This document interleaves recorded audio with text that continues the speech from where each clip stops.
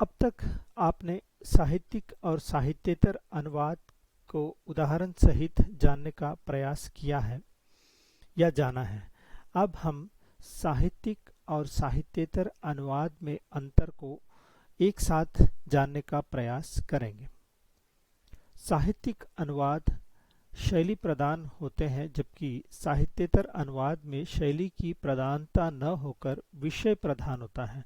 यहाँ विषय प्रधान होने के कारण इसमें भावनात्मकता की कोई गुंजाइश नहीं होती है, तथ्यात्मकता इसकी विशेषता होती है। साहित्यिक अनुवाद में शैली के साथ अभिव्यक्ति और भाव प्रमुख होते हैं, जबकि साहित्येतर अनुवाद में विचार ही प्रमुख होते हैं। साहित्यिक अनुवाद में अनुभूति और रसात्मकता आवश्यक है, जबकि साहित्येतर अनुवाद में पठनीयता और बोधगम्यता की ही आवश्यकता होती है। तो साहित्यिक अनुवाद में विषयों का भावानुवाद ही अनिवार्य होता है, लेकिन साहित्येतर अनुवाद में विषयों का शब्दानुवाद करना ही सही समझा जाता है।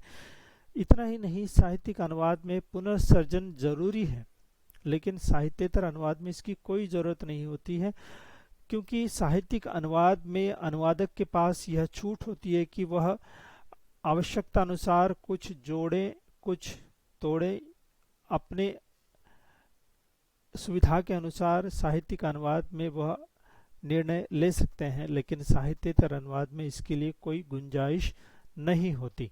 वहीं साहित्यिक अनुवाद में अनुवादक का व्यक्तित्व परिलक्षित रहता है, कहीं ना कहीं उसके व्यक्तित्व का प्रभाव अनुवाद में हम देख सकते हैं, लेकिन साहित्येतर अनुवाद में अनुवादक पूर्ण रूप से निर्वैयक्तिक होता है। वहीं साहित्यिक अनुवाद में पारिभाषिक शब्द अनिवार्य नहीं होते हैं, लेकिन साहित्येतर अनुवाद में पारिभाषिक शब्द अनिवार्य होते हैं। साहित्यिक अनुवाद में तीन शब्द शक्तियां जैसे अभिधा, लक्षणा और व्यंजना का प्रयोग जरूरत के अनुसार अनुवादक कर सकता है, लेकिन साहित्येतर अनुवाद में अनुवादक अपनी बात अभिधा शब्द शक्ति में ही करना उचित समझता है या फिर उचित होता है। साहित्यिक अनुवाद में भाषा आंचलिक या ग्रामीण क्षेत्रों की हो सकती है, लेकिन साहित्येतर अनुवाद में इसकी छूट नहीं होती है, क्योंकि वहाँ परिनिष्ठित भाषा का ही प्रयोग करना जरूरी होता है। धन्यवाद।